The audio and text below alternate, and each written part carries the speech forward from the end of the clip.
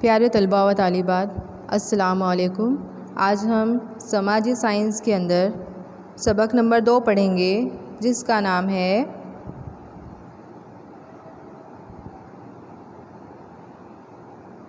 भारत का तहज़ीबी विरसा, रिवायात, हुर्फत और फ़नून लतीफ़ा, जिसे गुजराती में कहेंगे भारतनो सांस्कृतिक वारसो, परंपराओं, हस्त अने ललित कला। अब इससे पहले सबक नंबर 1 में हम भारत का तहज़ीबी विरसा पढ़ चुके हैं। अब भारत के तहज़ीबी विरसे के अंदर हमारी जो रिवायात है और हमारे जो फ़न है उसके मुतालिक हम पढ़ेंगे। तो यहाँ पर है फ़नून लतीफ़ा। फ़नून लतीफ़ा किसे कहेंगे?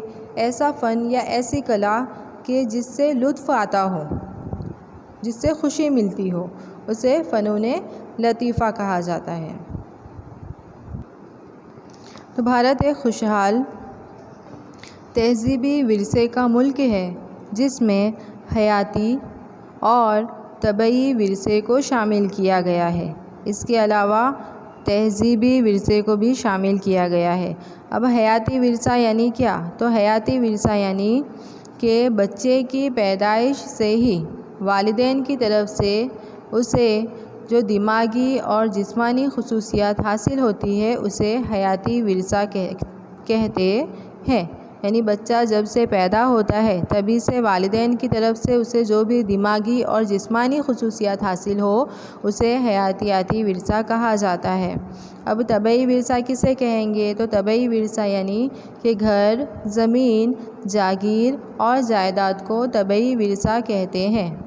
इसी तरह तहज़ीबी विरसा यानी कि इंसान ने अपनी अक़ली क़ुव्वत, सलाहियत, फ़न और काबिलियत के ज़रिए जो कुछ भी बनाया है, जो कुछ भी तख्लीक़ किया है, उसे तहज़ीबी विरसा कहते हैं। अब हम कदीम भारत के फ़न के मुतालिक देखेंगे कि कदीम भारत में कुल 64 फ़नून थे, जिसमें फ़न मुसव्वरी, फ़न मौसीकी, फ़न रक़्स, अदाकारी का फ़न, मिट्टी काम का फ़न, भरने और गूँथने का फ़न, लकड़ी काम का फ़न वगैरह को शुमार किया जा सकता है। आज भारत के तहज़ीबी विरसे की अलामत के तौर पर योग के इल्म को पूरी दुनिया ने तस्लीम किया है। नतीजे में हर साल 21 जून को पूरी दुनिया में आलमी योग दिन के तौर पर मनाया जाता है। अब MCQ में या 1 मार्क्स के लिए सवाल आता है कि आलमी योग दिन कब मनाया जाता है या विश्व योग दिवस क्यारे उजववामां आवे छे, तो हमको याद रखना है 21 जून को। इसी तरह के कदीम भारत के में कुल कितने फ़नून थे? तो 64 फ़नून थे, ये भी याद रखना है। अब उसके बाद हम हेडिंग देखेंगे भारत के दस्तकारों की करामत। तो दस्तकारी यानी कि हाथ से किया गया काम। दस्त का मतलब होता है हाथ और कारी यानी काम। तो दस्तकार का मतलब होगा हाथ से किया गया काम। भारत के तहज़ीबी विरसे की खूबसूरती भारत के कारीगरों और दस्तकारों के हुनर की महारत में छुपी हुई है। कदीम भारत के जो माहिर कारीगर थे वो कढ़ाई काम, सोजनकारी यानी कि जो भरने और गूँथने का फ़न होता है वो, धात का काम, लकड़ी काम, मुसव्वरी काम, चमड़े की सनत, मीनाकारी, जड़ाऊ काम यानी कि नक्शी काम, हीरे की कारीगरी का काम, मुजस्समा साजी यानी कि मूर्ति बनाने का काम और तामीरात के काम में भारत के कारीगर काफ़ी मशहूर थे। अब उसके बाद हम अगली हेडिंग देखेंगे मिट्टी काम या मिट्टी का फ़न, जिसे गुजराती में कहेंगे माटी कला। तो मिट्टी और इंसान का कदीम ज़माने से ही करीबी रिश्ता रहा है। इंसान की पैदाइश से मौत तक उसकी पूरी ज़िंदगी मिट्टी के इर्द गिर्द ही गुज़रती है। कदीम दौर में जब किसी धात की दरियाफ्त नहीं हुई थी, तब मिट्टी की बनी हुई चीज़ों का ही ज़्यादा इस्तेमाल किया जाता था, जिसमें मिट्टी के खिलौने, मटके, प्यालियाँ, कुल्हड़, मिट्टी के चूल्हे और अनाज का ज़ख़ीरा करने के लिए कोठियाँ भी मिट्टी की ही बनाई जाती थी।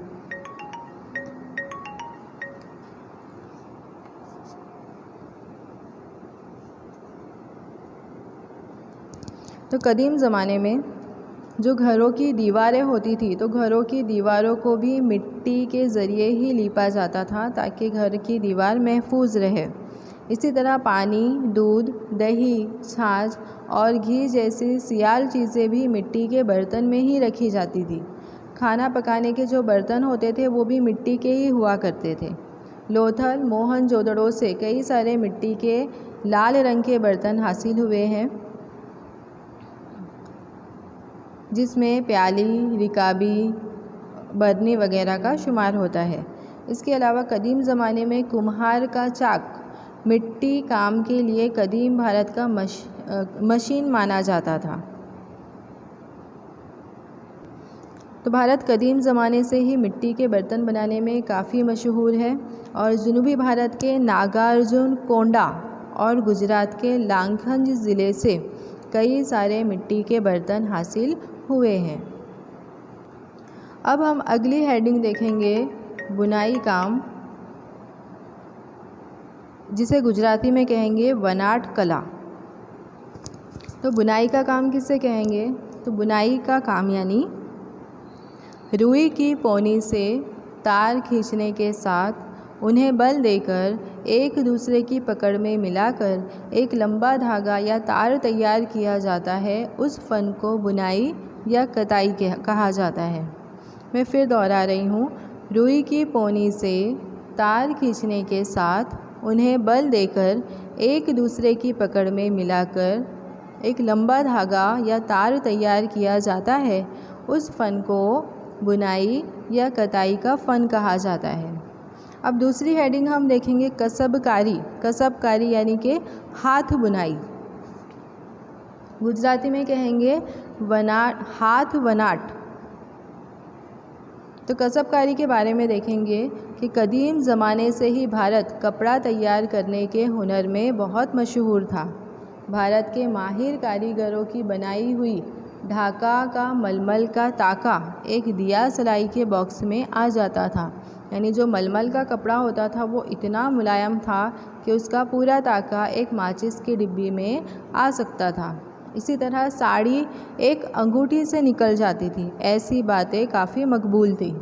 कश्मीर के साथ साथ भारत में तैयार होने वाले कालीन भी उस वक्त बहुत मशहूर थे और कालीनों पर कसबकारी की जाती थी।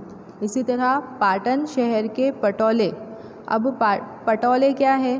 तो पटोले एक किस्म की रेशम के कपड़े की साड़ी है जिसे पटोले कहा जाता है।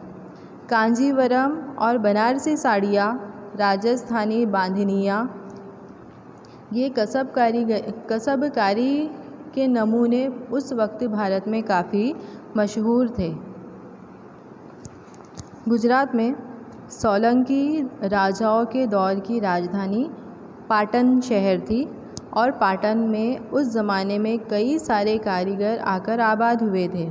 उन्होंने अपनी महारत और सलाहियत से पाटन में पटोले बनाए थे जो कि पूरी दुनिया भर में मशहूर हुए थे। पाटन का ये फ़न तकरीबन 850 साल से भी ज़्यादा पुराना है और पटोले बनाने में काफ़ी वक्त लगता था और ये फ़न उस ज़माने में कुछ गिने चुने कारीगर ही जानते थे।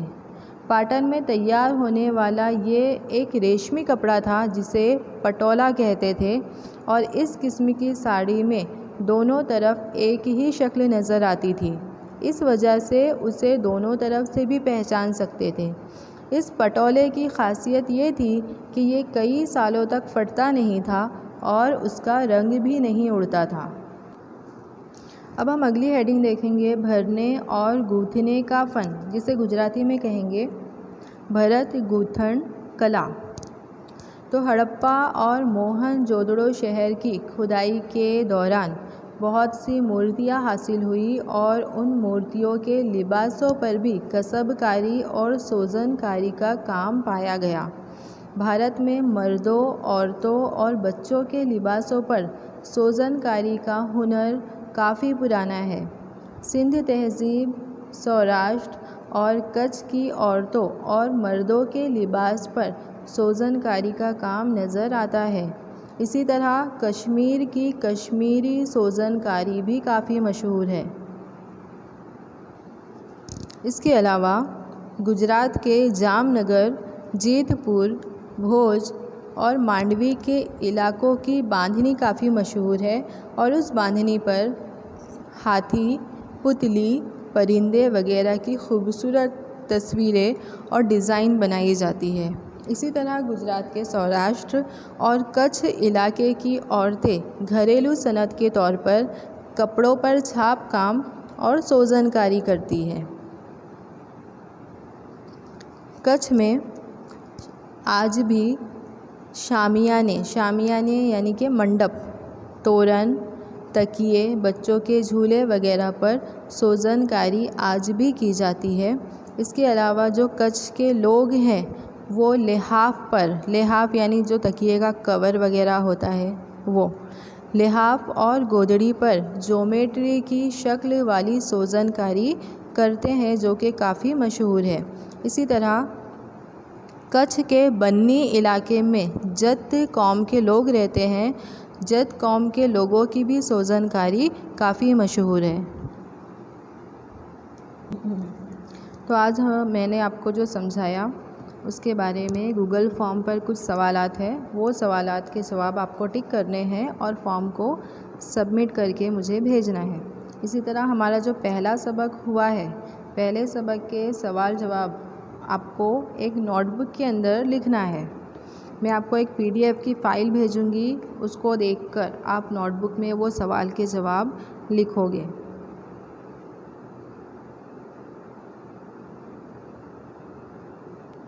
तो इस सबक के आगे का हिस्सा हम अगले पीरियड में देखेंगे।